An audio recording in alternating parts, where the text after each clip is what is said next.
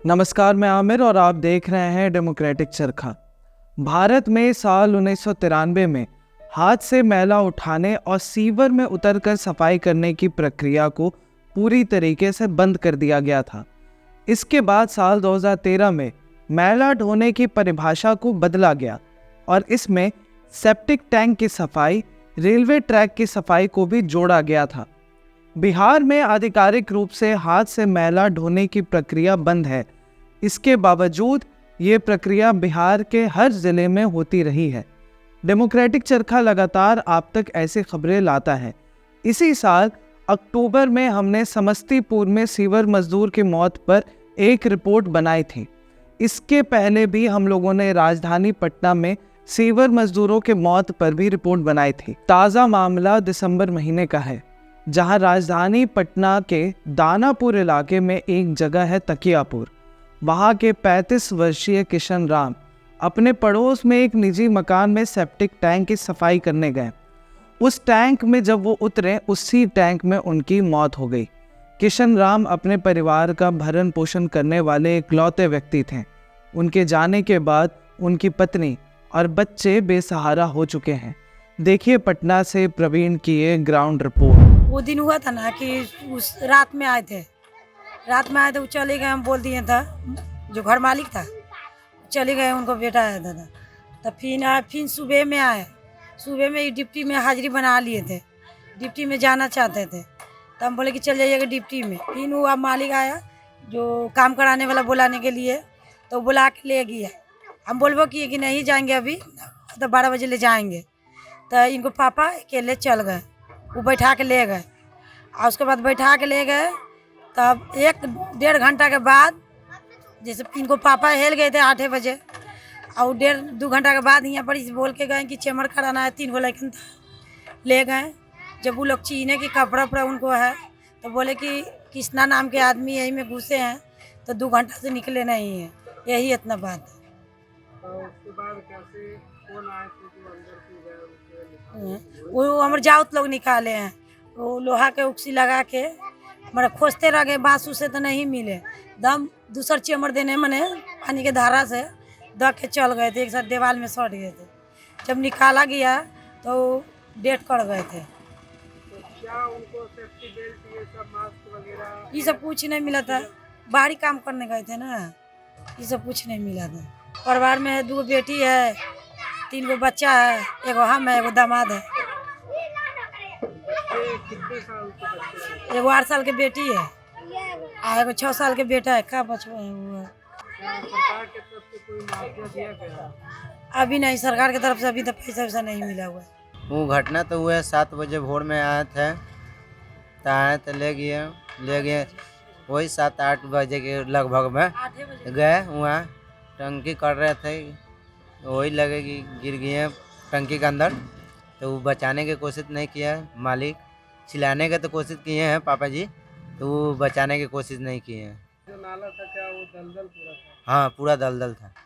टंकी था 15 फीट का, मगर मालिक तो 2-3 दिन से बुलाने आए, जबरदस्ती लगी है ऐजा से। शाम में मना किए हैं, तो भोर में फिर आ गए 7 बजे कि चलिए आप ही से काम है। वो तो लगे कि 8 बजे के डूबल हम लोग के पता चला 11 बजे। जो प्राइवेट काम वाला था वही बुला के ले गए थे, और ले जाकर 4 दिन से आ रहा था, नहीं जा रहे थे भैया। दूसरा दिन आया, खाना खा रहे थे तो गया, लेकर गया। तो फिर जाकर उस काम उम कर लिया, कर उसमें देखे कि गिरा हुआ था। मालिक सीढ़ी पर खड़ा थे।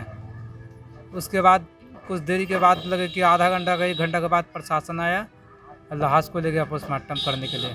जो था जो मिलेगा पैसा को भी मिलेगा, तो अभी मिला नहीं है। नौकरी के दिमाग, नौकरी मेरा भाई के मिले, माँ का पेंशन मिले, यही दिमाग है। नहीं मिलेगा तो घर कैसे चलेगा, परिवार कैसे चलेगा, ये ना है। पापा तो नहीं है कि पापा पूरा जीवन संभालेंगे। अब जीवन संभालना है तो मम्मी का भाई के संभाल दो। परिवार से यही करवाइए कि सरकार से कि कुछ मिलना चाहिए। तो 3 दिन से लगातार आ रहा था बुलाने, तो मना कर दिया। फिर सुबह में हम सोए थे, पता नहीं क्यों गए पापा। वहाँ पर जब डूब गया, 2 घंटा हो गया, तो घर मालिक हमको बुलाया कि चेम्बर करना है। तो हम सोचे कि जा रहे हैं, देखे तो मेरे पापा का कपड़ा रखा था, तो हम चिन गए। हम पूछे भैया कोई हेलल इसमें? तो वो बोला कि 3 घंटा से ले अभी तक नहीं मिला। तो हम खोजने लगे, चिल्लाने लगे, तो पूरा पब्लिक मेरा मोहल्ला का आया, पापा को निकाले।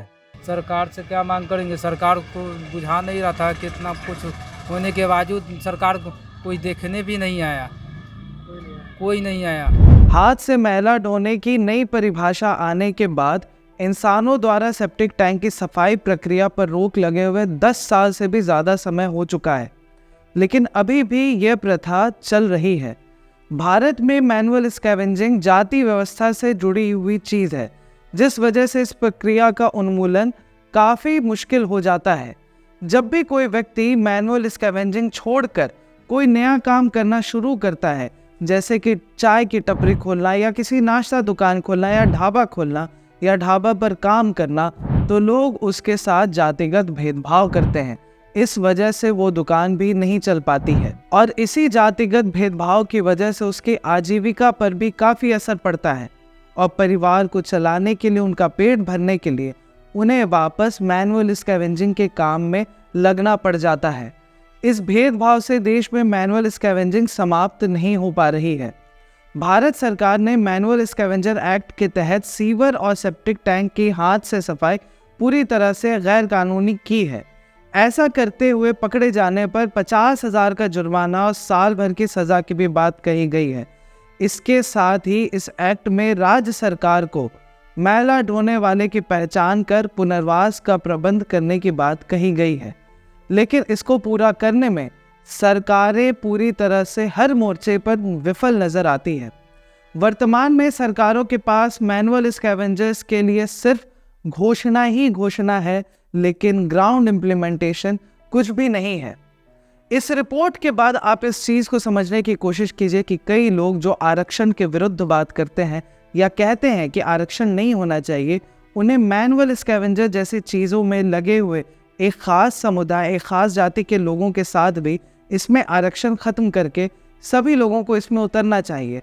जैसा कि हमारे प्रधानमंत्री मोदी ने एक किताब भी लिखी थी जिसमें उन्होंने एक स्पिरिचुअल टास्क मैला ढोने को, साफ सफाई करने को कहा था।